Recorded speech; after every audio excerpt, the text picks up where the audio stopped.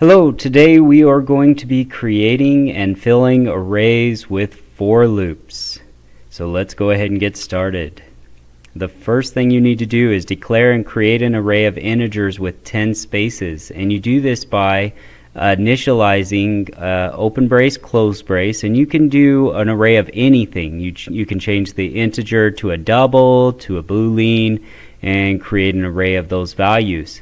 I'm calling my array random number array. You guys can call it whatever you want. I'm going to set it equal to new integer with 10 spaces. Now this sets up 10 empty spaces in memory. For the next variable, I don't need to use this variable. However, I'm going to use it just to help my code make a little bit more sense. So I'm going to declare a variable that we will use for random numbers and just store the random numbers in this variable temporarily. And I'm going to call it random number. So the part above, the integer, the random number array sets up 10 spaces. I'm going to show you that in the next slide. So it sets up 10 empty spaces. Now if you were to print this out, those empty spaces would be null. There's nothing in them. The next thing that you need to do is fill the array using a for loop. So we are going to go for initialize index equals 0, semicolon, index is less than, so while index is less than the random number array dot length, which the random number array dot length is whatever length we assign to it, which is 10, semicolon, and then we're going to increment up our index by 1. So index plus plus also means index equals index plus 1. So we're resetting that variable index and adding 1 to it. So it's starting out at 0. It's going to become it's 0 first, and then 1, and then 2, 3, 4, 5, 6, 7, 8, 9. After we get to 10, we're going to jump out of this array. So let me show you how that's done. So the first thing it's going to do is check what our index is initialized at, and it's initialized at 0. That 0 is going to be checked by our condition, and 0 is less than 10, so that's okay. The 0 is going to pop down into the index position in our random number array, and that's going to wait to be filled until our variable random number is generated. So that math.random becomes a number between 0 and 1. So in this case it becomes 0.99, and when we multiply that by 100 we're going to get 99.8. Then we add 1 to it, and that'll give us 100. We can't get 100 unless we add 1 to it. Now we're going to cast the 100 to get rid of the 0.8567. And we do that by open parenthesis, close parenthesis, and an integer inside of that.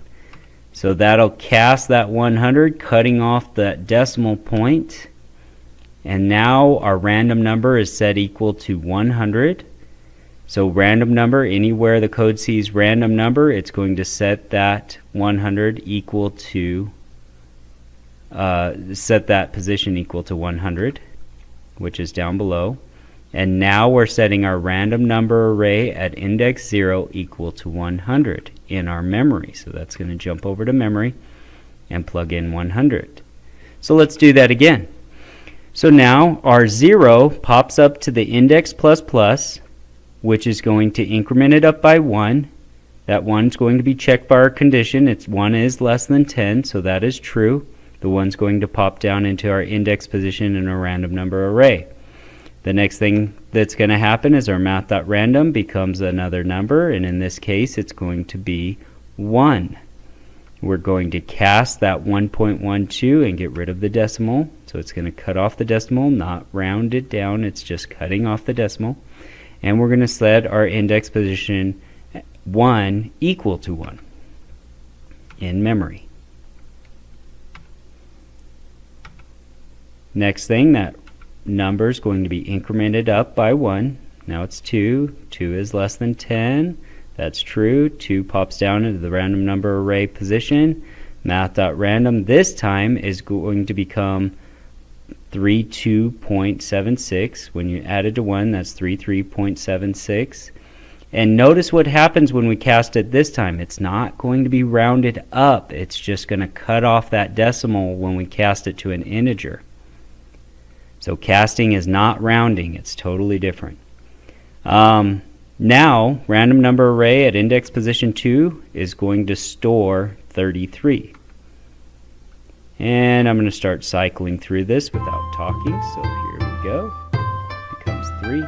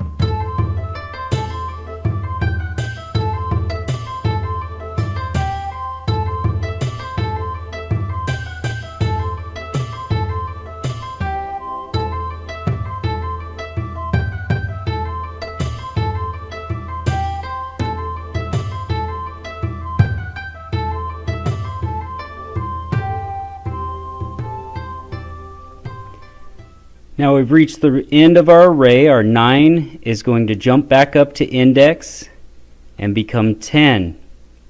10 is not less, let me show you that again. 10 is not less than 10, so that becomes false. And that ends our loop. Now our code is going to jump out of this for loop, and typically what you would do after this on homework assignments would be to print whatever is in your array, and you could use another for loop for that. And that can be seen in my code right here.